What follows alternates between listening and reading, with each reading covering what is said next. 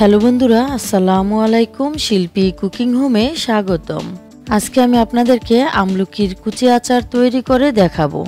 বন্ধুরা, আপনারা যারা আচার খেতে পছন্দ করেন, অর্থাৎ আচার প্রেমী মানুষ, তাদের জন্য এটি হতে পারে একটি প্রিয় আইটেম। আমলকির পুষ্টিগুণ অনেক বেশি। আমি এর সম্পূর্ণ পুষ্টিগুণ বজায় রেখেই আচারটা তৈরি করব। রেসিপিতে যাবার আগে আপনারা আমার চ্যানেলে নতুন হলে চ্যানেলটি সাবস্ক্রাইব করে নিন, আর যারা সাবস্ক্রাইব করে পাশে আছেন তাদেরকে অসংখ্য ধন্যবাদ। বন্ধুরা, ভিডিওটি না টেনে সম্পূর্ণ ভিডিওটি দেখলে পুরো প্রসেসটি বুঝতে পারবেন।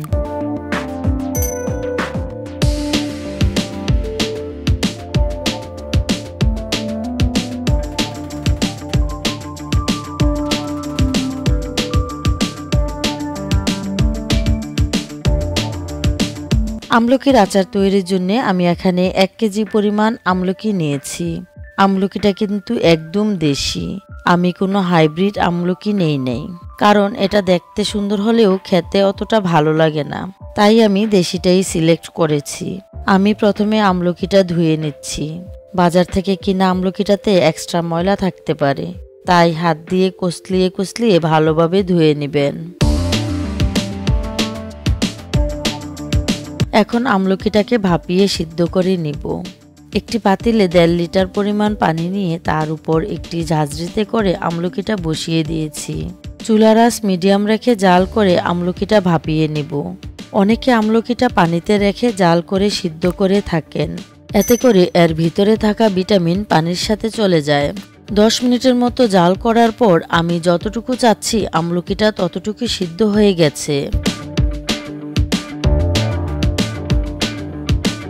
যখন দেখবেন এভাবে হাত দিয়ে হালকা চাপ দিলেই বিচিটা বের হয়ে যাচ্ছে, তখন বুঝবেন আমলকিটা সিদ্ধ হয়ে গেছে। এখন আমি এগুলিকে ঠান্ডা হতে দিব। ঠান্ডা হবার পর হাত দিয়ে এভাবে সবগুলি আমলকি থেকে বিচি বের করে নিব। দেখবেন এরকম 5 থেকে 6টি পার্টে আলাদা হয়ে যাবে।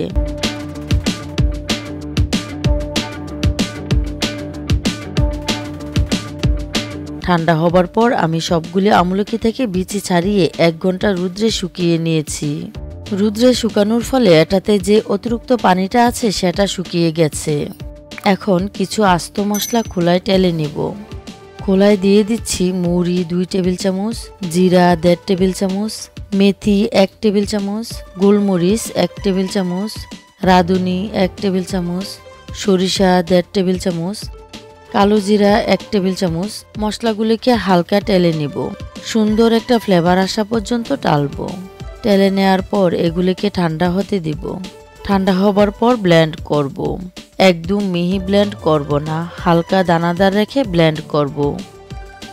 দেখুন, আমি মশলাগুলিকে এরকম দানাদার রেখে ব্লেন্ড করেছি। এখানে একটি পাতিলে 500 গ্রাম সরিষার তেল নিয়ে ভালোভাবে জাল করে নিয়েছি। তেলটা কুসুম গরম অবস্থায় আমি মশলাগুলিকে দিব। তেলটা যখন কুসুম গরম হয়েছে তখন তেলটাতে দিয়ে দিচ্ছি 1/4 চা চামচ হিং। আচারে হিং ব্যবহার করলে আচারের স্বাদ অনেক বৃদ্ধি পায়। তাছাড়া হিং আমাদের স্বাস্থ্যের জন্য অনেক উপকারী, বিশেষ করে সর্দি কাশির জন্য। দিয়ে দিচ্ছি 2 চা চামচ হলুদ গুঁড়া ও 1 চা চামচ মরিচ গুঁড়া। তেলটাতে এগুলি ভালোভাবে মিশিয়ে নিচ্ছি।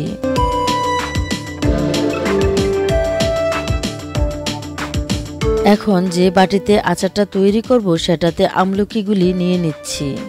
আমলকিটাতে দিয়ে দিচ্ছি ব্লেন্ড করে রাখা মশলাটা। দিয়ে দিচ্ছি চিলি ফ্লেক্স 1 টেবিল চামচ, লবণ 1/4 কাপ ও মশলা মিশ্রিত সরিষার তেলটা মিক্সড করে নিচ্ছি।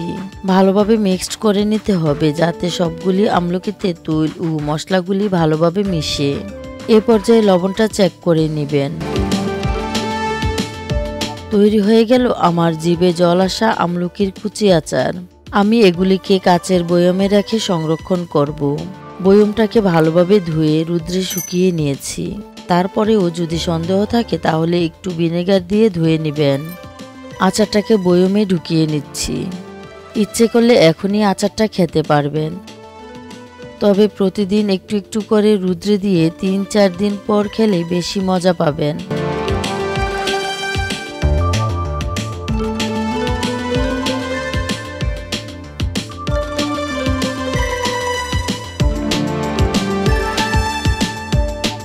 এখন আরও কিছু সরিষার তেল ভালোভাবে গরম করে ঠান্ডা করে বয়মে রাখা আচারটা ডুবিয়ে দিচ্ছি।